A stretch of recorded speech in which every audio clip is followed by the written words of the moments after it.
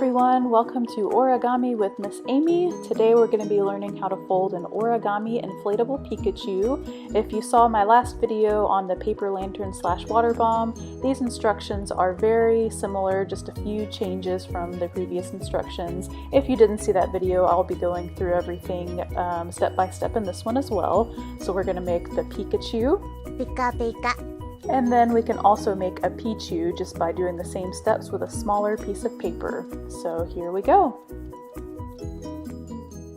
The materials you'll need are some paper. You can use yellow construction paper if you have any. That's what I'll be using today. And if you don't have that, you can use computer paper or notebook paper and just take a yellow marker, colored pencil, highlighter, crayon, whatever you have on hand. Then you'll also need a pair of scissors. You'll need a black marker and a red marker to draw Pikachu's face, and then of course the yellow marker or whatever other type of thing you have to color the white paper if that's all you have on hand. And then you'll also need some tape or some glue. Okay, let's get started folding our origami inflatable Pikachu. What we're going to need to do first is make our paper into a perfect square. If you already have origami paper, it's in the correct shape, but if you're using any other kind of paper, 8.5 by 11 or 9 by 12 as like construction paper, you're going to need to take the top corner and fold it down, lining it up with the edge as neatly as you can to where it forms a point at the top. And then once you have it lined up where you want it, then you're going to make your crease. And then once you've made that crease, we're going to remove this portion over here at the side with some scissors.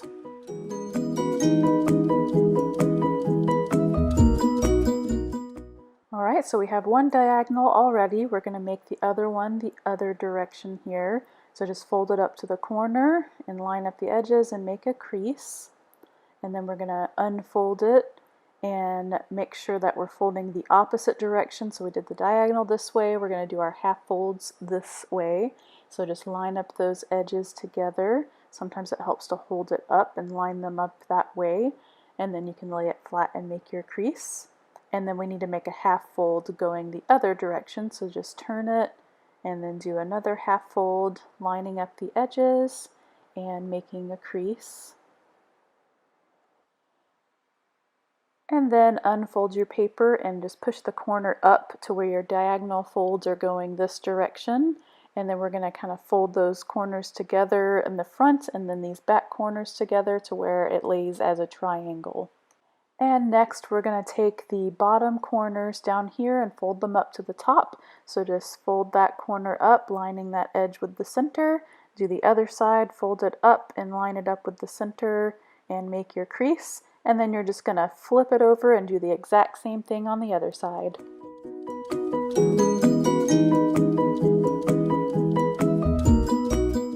Okay, here's where the steps are going to start being a little bit different. We're going to make Pikachu's ears next, and we'll do that by just coloring in a couple of the corners with a black marker. So we're just going to open up one section here, the two flaps on this side, and we're just going to lay it over top another piece of paper just so we don't get marker on our workspace.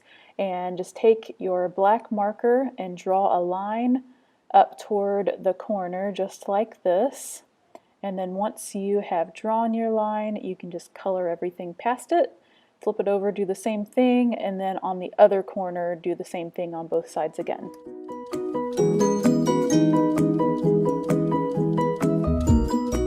Now once you've colored in both ear tips, we're going to work on the face next. You can wait till the end and draw the face after you've inflated the Pikachu, but it's a little bit easier to draw it on a flat surface. So what we're going to do is just unfold everything, turn it over to where the main part of your ear tips are at the top, and then we're going to be drawing the face right in this middle section right here.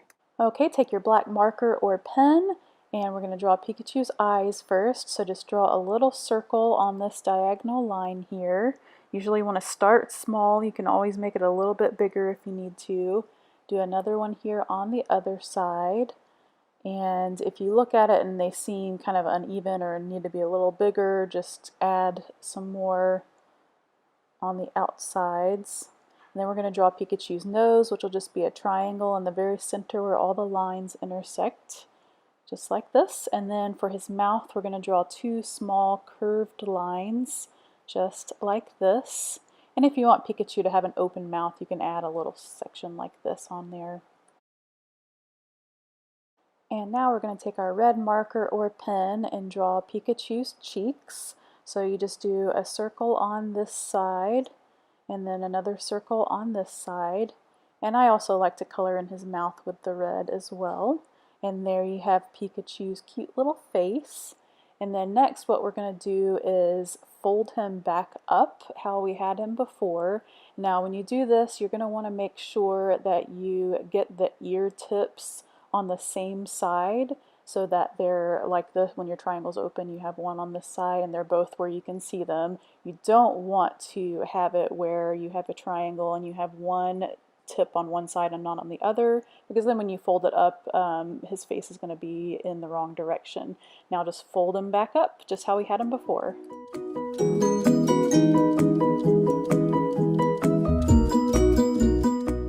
Alright, then once you have it folded back into the square, we're going to fold these corners in toward the center and make a crease.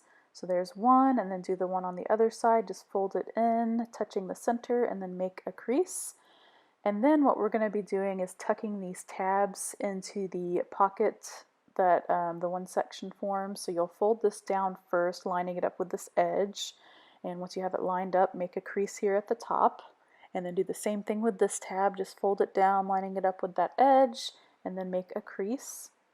And then we're going to be taking these tabs and folding them into the little pockets that this section forms. So you can just kind of fold it in there and then kind of tuck it in, and you can press on it to make it crease a little better, and then come over here on this side, open that pocket up, and then take your tab and just fold it in there. And then once you have it in, you can kind of push it down and reinforce that crease a little bit. And then we're going to flip him over and then fold those corners in as well. And then here's where it's a little bit different. Instead of actually tucking these tabs in, these are his ears, we want them to stick up. So we're just going to fold them down like this and make a nice crease. Fold the other one down and make a nice crease there. You want them to kind of stick up at the end, so that's why you want to make a firm crease right there. And then what we're going to do is blow him up just like we did with the water bomb or the paper lantern, but these little sections here kind of stick out, so you want to hold them down a little bit while you inflate. So you're just going to blow some air into that hole. So I'm going to come around and just quickly blow some air in to inflate our little Pikachu. And there he is. So just you can kind of see, I didn't hold on very well, so it kind of popped up, but you can just kind of push it back down, just fold it in there. And then you'll notice these flaps are kind of sticking up. I usually like to tape those down, so just get you some tape if you have it, or glue would work fine as well. You just have to hold it down to dry. But we're just going to take a little piece of tape and then place it on the corner of one of the flaps here. And I do both flaps separately just because it's hard to get them both to stay down with one piece of tape, especially with construction paper. Just kind of reinforce it here. It doesn't stick to construction paper very well. And then we'll take another piece of tape for the other flap on this side, and we will tape that one down as well. So just get your tape and then place it on the edge here, fold it down flat, and just kind of reinforce that with your finger so it sticks a little bit better. And then we're going to reinflate him since he got kind of squished. And once we do that, we can kind of fix his ears, fold them back a little bit, and fix his face up a little bit here so it doesn't look smushed. And there's our Pikachu. Pika, Pika. Thank you for watching today's origami tutorial. If you want to make the Pichu version of that project, you're just going to do the same exact thing but using a smaller yellow piece of paper. And if there are any other origami projects you'd like to learn how to fold, just add a comment below to let us know. And remember, you can go to library.nashville.gov and place holds on any other origami books we have in the system and use our curbside pickup service to pick them up. Have a great day and happy folding!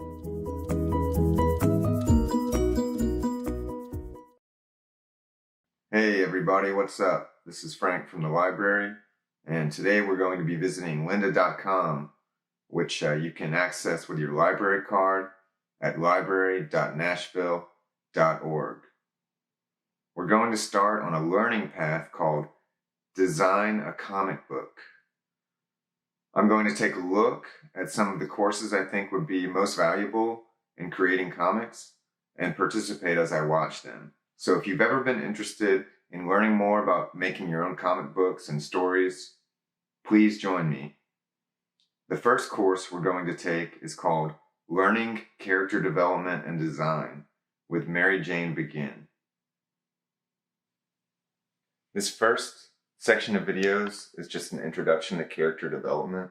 The first video is called Instant Read, which is all about how the look of the character defines their personality. The second video is called Capture the Heart and Soul of a Character, which talks about the face being the focal point of the character and emphasizes the importance of starting out with loose, expressive sketches to try to get that expression, and always keeping in mind that the physical characteristics will reflect the personality of the character that you're developing.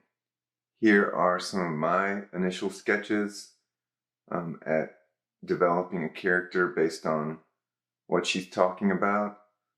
The next section of videos is called Elements of Developing a Believable Character. The first video is about archetypes. The next video is called Keep It Real, where she talks about looking to available subjects to draw inspiration from. She also talks about motion, gesture drawing, which I did a video on. She also talks about environment and how knowing the context for your character helps kind of flesh out what it'll actually look like in that context. Here I did some sketches of some bats. The next set of videos is all about character construction. The silhouette and shape of the character should separate it from the rest of the characters. She gives a kind of a basic introduction to proportions, and then she talks about turnarounds in the video after that, which is a viewpoint that shows the character from front, back, and side view along a grid.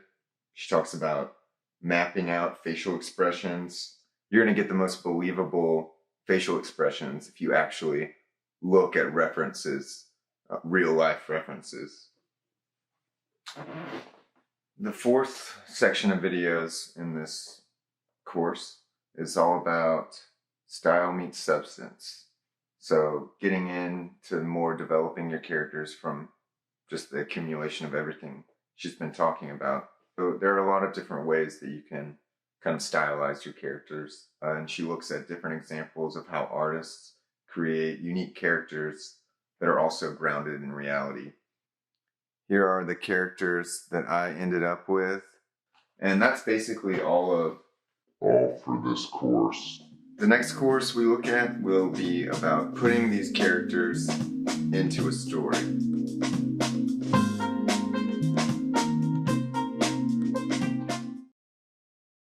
Hey guys, this is Miss Britney from the Madison Branch Library, and today I'm going to recommend some science fiction comic books that you can find on Hoopla.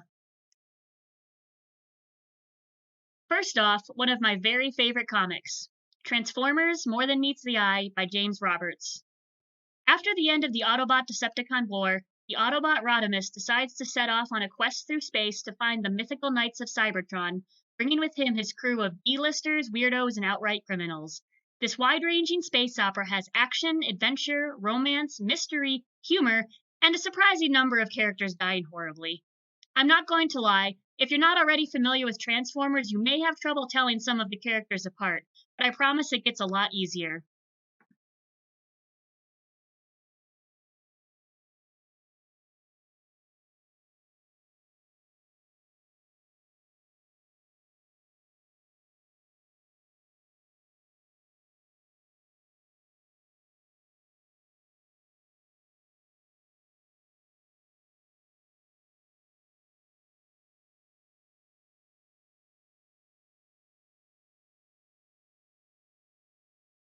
Two related titles that I'd also recommend are Transformers: Last Stand of the Wreckers by Nick Roach and James Roberts, and Transformers: Robots in Disguise by James Barber. Last Stand of the Wreckers can be read as a standalone, while Robots in Disguise takes place concurrently with More Than Meets the Eye.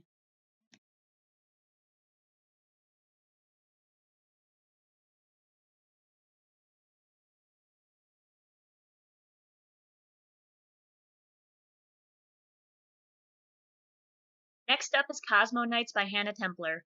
In the future, gladiators in mech suits known as Cosmo Knights compete on behalf of rival planetary royal families for their daughters' hands in marriage.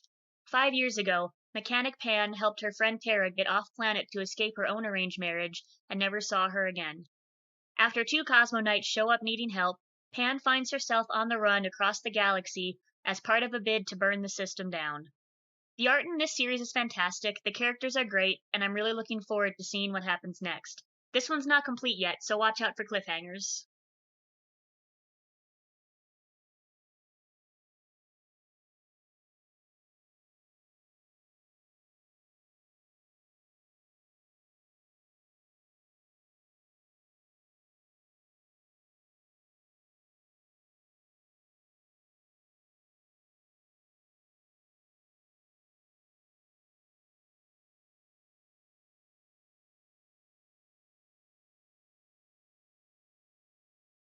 Lastly, we have Invisible Kingdom by G. Willow Wilson and Christian Ward. Bess, a nun of the Renunciation, and Grix, a freighter pilot, accidentally discover a conspiracy between their solar system's most powerful corporation, Lux, and the religion of the Renunciation. Drawn together by what they know and on the run, they must decide whether the knowledge of the corruption they've discovered is worth dying for. The alien designs in this series are great, and the setting is a lot of fun. This is another ongoing title, with the 2nd volume coming out soon.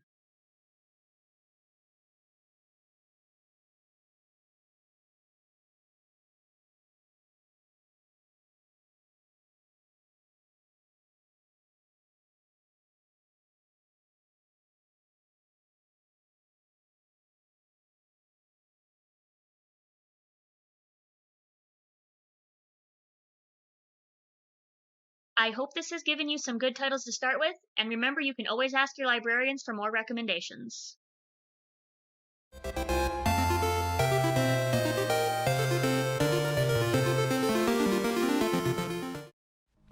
Hi, I'm Chris with Studio NPL, and here is a free and easy-to-use app for making your own comic strip. You can take an original photo or choose one from your existing camera roll. Using your finger, you can adjust the photo to crop it to where you want it. Once you have done this, you can click the FX option. This will bring up the filters, where you can choose a filter to make your image more interesting.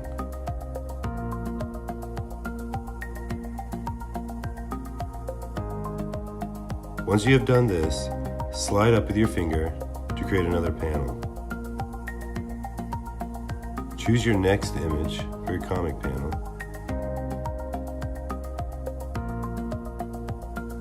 Go back down to the FX option and choose another filter that best fits the next panel for your comic.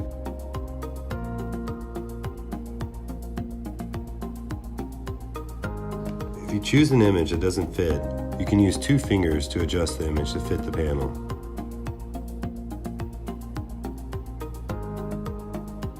After you've chosen all the images you want for your comic strip, go ahead and click the Gallery button. Choose the images you want to use in your strip in the order that you want to use them. Once you've done this, click the Save button. You can retitle your comic to anything you want.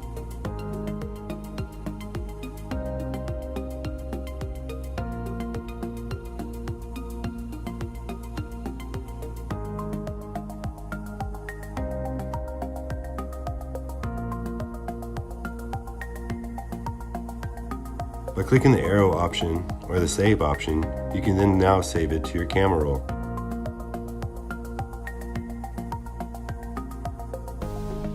Your final image should look like this. Thank you for watching with Studio NPL. Miss people. I miss that thrill of driving to the convention and coming up to the hotel and seeing the crowds for the first time. Seeing those really ambitious cosplayers who wear the costume as they're going to the convention. I miss the sleepless nights and the expensive hotel snacks. Oh, man. I really miss the epic costumes and the photo shoots, the really casual costumes. That guy who did that weird Captain America hot dog Godzilla mashup, I mean, he did that. You know what? Let's do this. Let's go!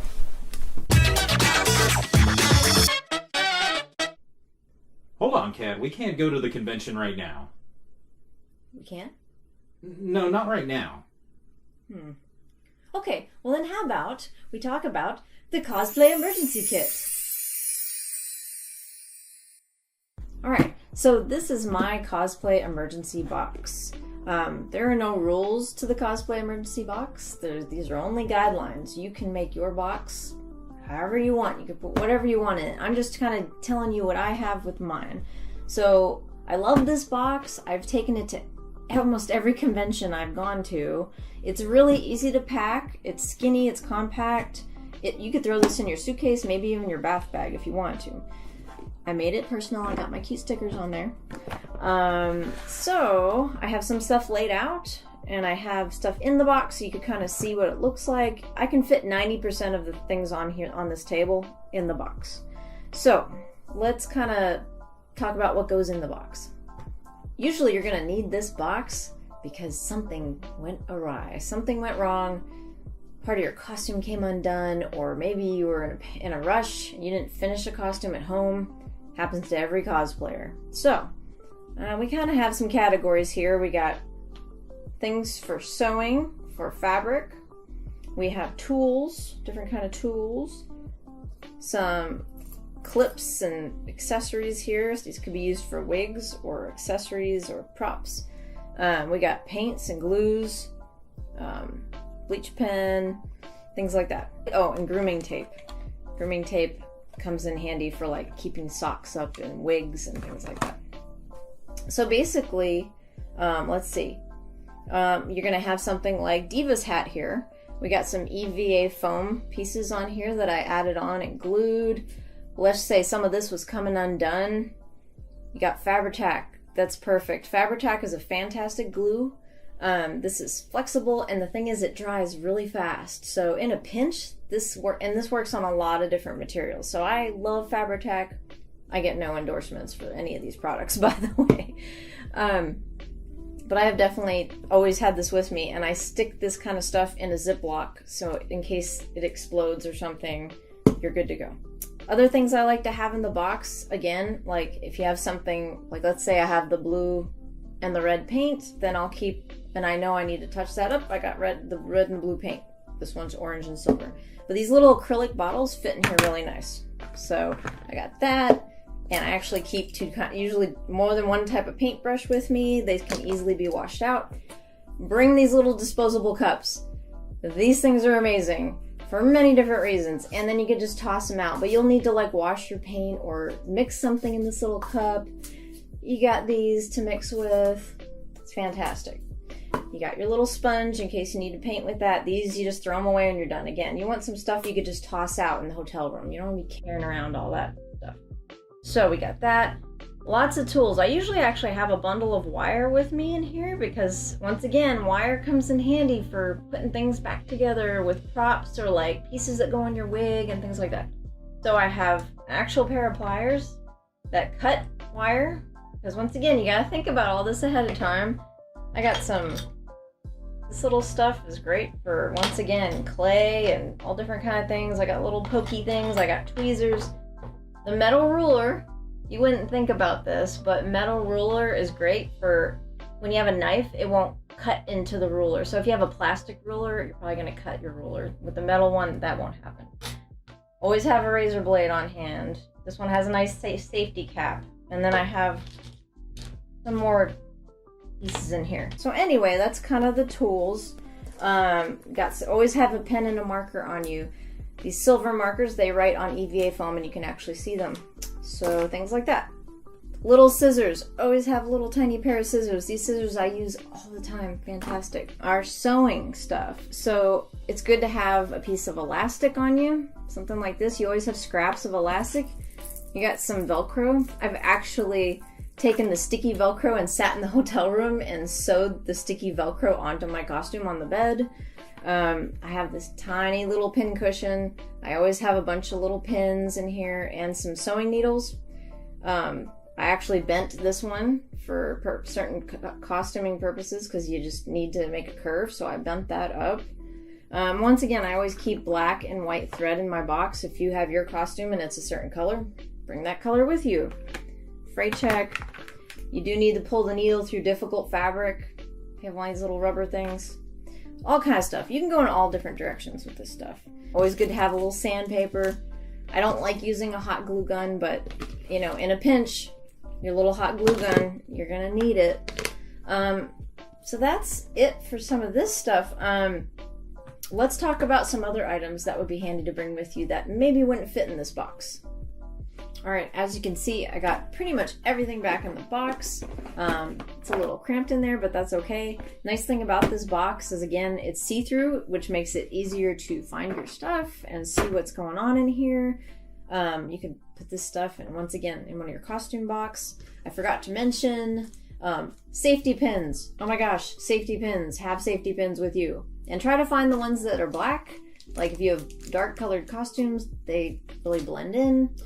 This box, I think I got this box at either Joann's or Michael's, you know, something like that. You could probably get something like this on Amazon.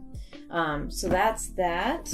I'm going to put this aside and I'm going to talk about just some other items that don't go in the box, just stuff that is really handy to have in the room. You know those old cutting boards that you just want to throw out in the kitchen? Keep one of those. They're very easy to pack. These things can go anywhere. You're going to need some kind of cutting surface sometimes. You're just going to need it. So if you don't have something fancy, take one of these. If you do have something fancy, kind of like this, I think I got this on Amazon. This is fantastic. This is a cutting mat and an ironing board surface. And you can fold it either way. Put this on your lap in the hotel room, put this on the desk in the hotel room, on the bed, and you're not going to damage the hotel room. We don't want to damage the hotel room. We like the hotel. We want to keep coming back. So don't damage the hotel room. Use something like this. Fantastic. I love this thing. And it has a little handle, and once again, very easy to pack. You should always have a little standing mirror. Ladies, guys, doing makeup, you're sharing the room with other people. The bathroom is always occupied. You can sit at the desk or your little nightstand. This one has a magnified side and a regular side, but having a little mirror like this really comes in handy. My mama got me a bunch of little baby steamers one year for Christmas. This one comes in a little bag. I don't know what JM stands for, but this is a tiny, tiny little steamer that comes apart in 2 pieces, and you just fill it with water and plug it in, and it's a steamer, and it's amazing. Guys, do not go out of the hotel room in a wrinkled costume. Even if you're doing a cheap costume or something you just bought, like in a bag, you know. Iron and steam your clothes so you look respectable. Don't be that anime kid. Alright, I'm back. So, I started taking this to conventions about 2 years ago. This is a shoe holder thingy-majig. This is just, once again, look at it. It lays super flat. You can stick it in your suitcase. You can stick it in a box. This thing opens way up. So, the cool thing is, in the Marriott, where they have Dragon Con, they have big cabinets going up by the TV. It comes with these little hooks. Don't forget the hooks. Don't forget the hooks, because I forgot them. I've labeled them too. So you got these little hooks. They easily hang up on the cabinets. You can hang it on the back of the closet or in the hallway. And all of me and my roommates, we used all of these. We each had our own like slot because we have 4 people. So we put our badges in here so we wouldn't forget our badges every day. We would put our vitamins in here, plasticware, snacks, drinks, actual shoes. This thing is amazing. You can do lots of stuff with this, and then you can see all your stuff as you're going in and out of the hotel room. Well, that is what is in my cosplay emergency kit. That's what's helped me, but like I said, there's so many different routes you can go with this. Just go for it. This really comes in handy for things like this and things like this. This is my Mercy wing. My Mercy cosplay was one of the most difficult costumes I think I've put together and put on. Carrying something like this around, and you bring it out of the bag from the hotel or from your house, and then you're like, oh my god, I dropped it and I bumped it up against this door and oh my god, what am I gonna do now? Well, guess what? You got your cosplay emergency kit, so you can paint it and you can glue it and you can Velcro it, because I've totally sat in the room with this and did that.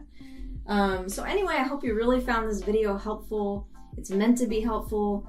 Please, if you want to reach out and let me know what you have in your cosplay emergency kit and what helps you when you're out at the con. Feel free to reach me at the link below, and feel free to leave a comment if you'd like. And like I said, it's a helpful video. Leave a helpful comment for somebody else. All right. Have a great night.